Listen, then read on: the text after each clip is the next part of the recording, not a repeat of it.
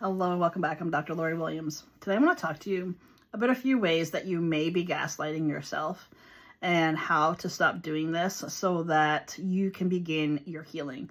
I personally believe that this is a very good starting point for anyone that is just beginning their healing journey, because when you can recognize the way your actions and your thoughts and your emotions are affecting you, you can start to make those changes that are necessary to help you move forward and to get out of these more toxic habits that you formed.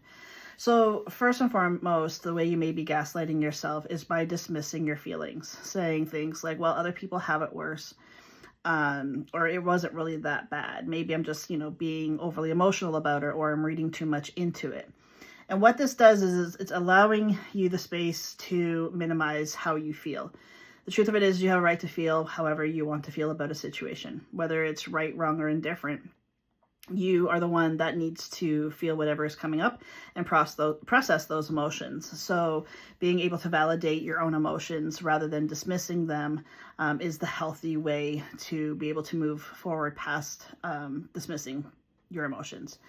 The next piece is when you blame yourself for how other people treat you. So if somebody talks to you in a negative way, or if they treat you in a negative way, and it's like, oh, well, you know what? I deserve that. I deserve the way that the poor conversation. I deserve the way that they treat me. And the truth of it is every single person deserves to be treated with respect. And if you're not getting that, that is not necessarily a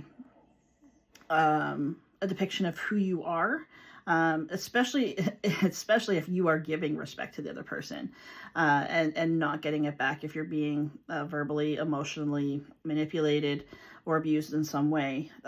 It's definitely not your fault. So to take on that this is your fault, or that if you were something more or something better, then this person wouldn't act this way, then that's all just false. The truth of it is that it's the other person is treating you this way because there's something going on within them that they have an internal conflict with, and they're just portraying that outwardly onto you.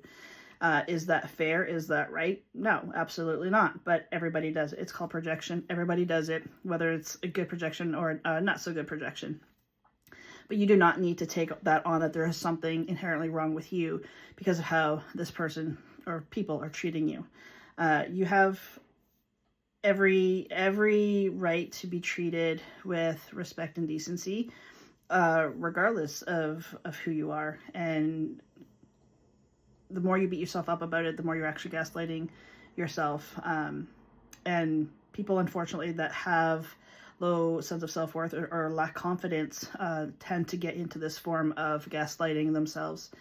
So essentially, just to realize that, hey, you know what other people are saying about me or to me is a reflection of them and not me. Not to take things personally, but also to be able to stand up for yourself and to not tolerate that kind of negative behavior towards you, because you do deserve better. The next is telling yourself that you should be over it, fill in the blank, by now. That maybe your process of healing is taking too long. You may compare your journey of healing to somebody else's who has gone through it faster, or seemingly gone through it faster. And this is another form of personal gaslighting.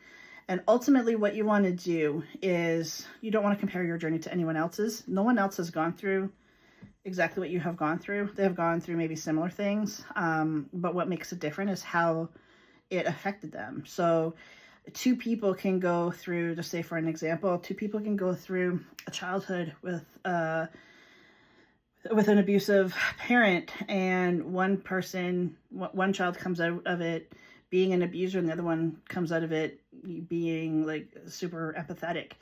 And literally that is just a matter of how they perceived their childhood, or they perceived their upbringing. So in this kind of same kind of circumstances is when you compare your journey, your healing journey, to somebody else's and say, oh, I should be over it by now, or this is taking too long because this person went through it in X amount of time.